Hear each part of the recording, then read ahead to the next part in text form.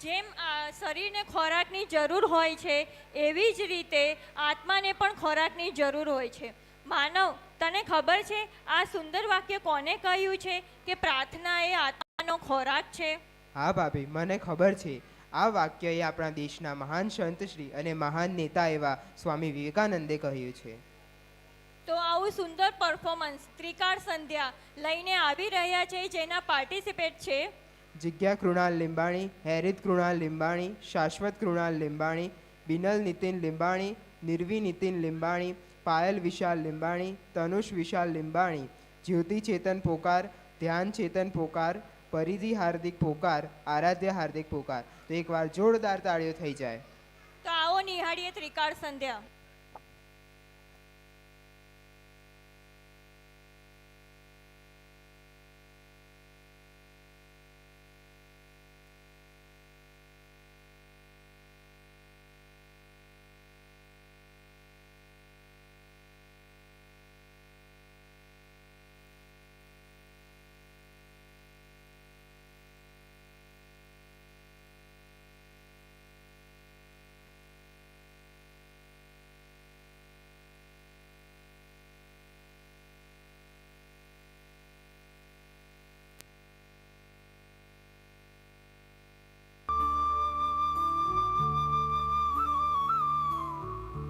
અરે, સાંભળો છો બહેનો?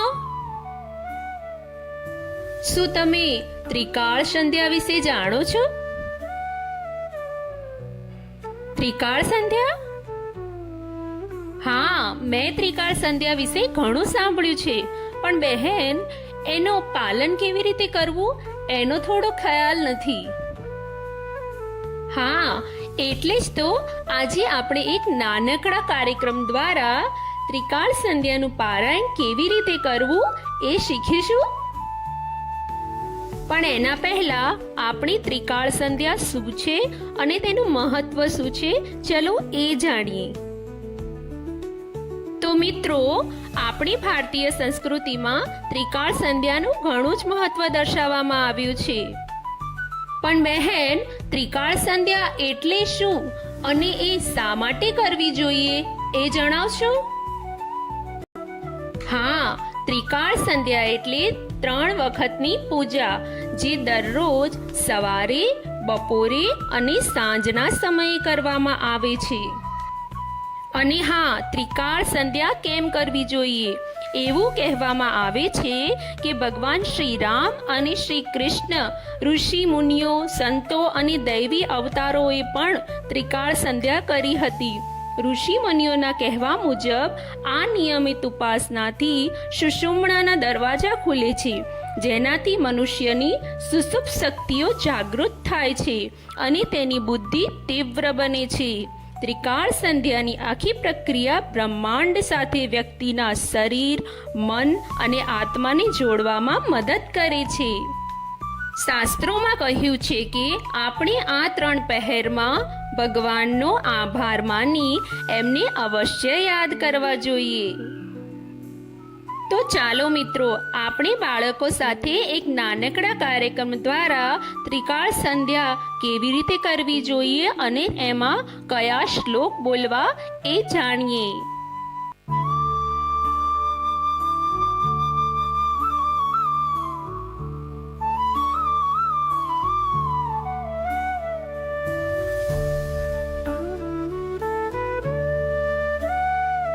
સવાર થઈ ગઈ છે, ચલો બેટા ઉઠી જાઓ.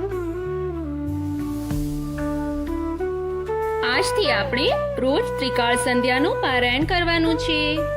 તો અત્યારે આપણે સવારના પહોરનો શ્લોક બોલીશું, જેના માટે આપણે આપણા હાથની બંને હથેળીઓ તરફ જોઈ આ શ્લોક બોલવાનો છે.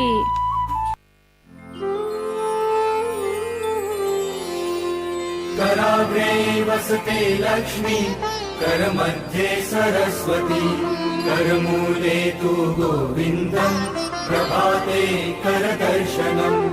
समुद्रवसने देवी, पर्वतस्तनमण्डले, विष्णुपत्नी नमस्तुभ्यम्, पादस्पर्शम् क्षमस्व मे.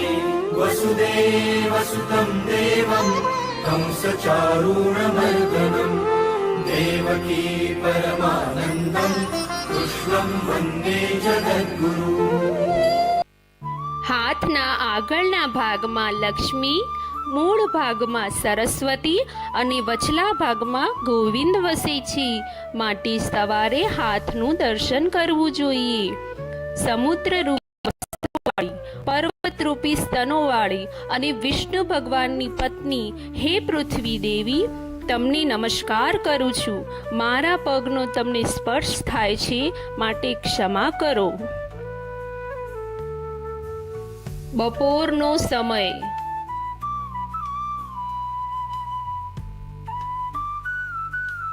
મમ્મી, અમને ભૂખ લાગી છે. હા સારું, ચલો હાથ ધોઈને બેસી જાઓ. પણ હા, જમ્યા પહેલા બપોરના પહોરનો શ્લોક બોલવાનો છે અને ભગવાનને આપણને જે કાંઈ ભોજન આપ્યું છે એના માટે એમનો આભાર માનવાનો છે. તો આપણે આ શ્લોક બોલીશું. અહં વૈશ્વાનરો ભૂત્વા પ્રાણિનાં દેહમાશ્રિતઃ પ્રાણાપાનસમાયુક્તઃ पचाम्यन्नं चतुर्विधम्। मैं ही सब प्राणियों का प्राण हूँ। मैं ही अग्नि रूप धर इनके द्वारा खाए गए चारों प्रकार के अन्न को पचाता हूँ। શયનનો સમય.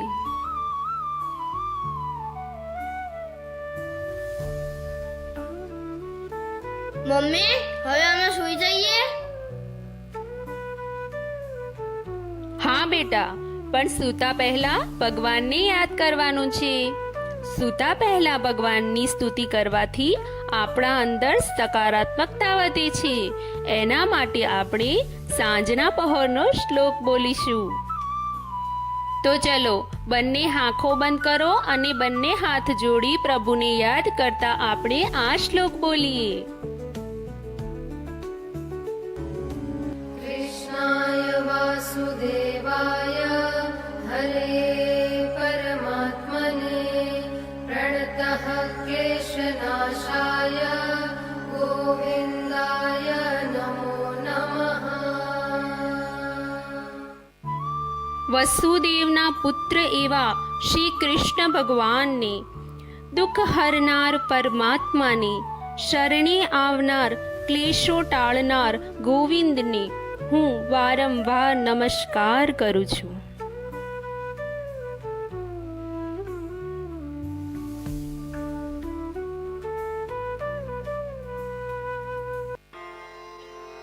वसुदेवसुतं देवं कंसचाणूरमर्दनं देवकी परमानन्दं कृष्णं वन्दे जगद्गुरुं। देवकी परमानन्दं कृष्णं वन्दे जगद्गुरुं।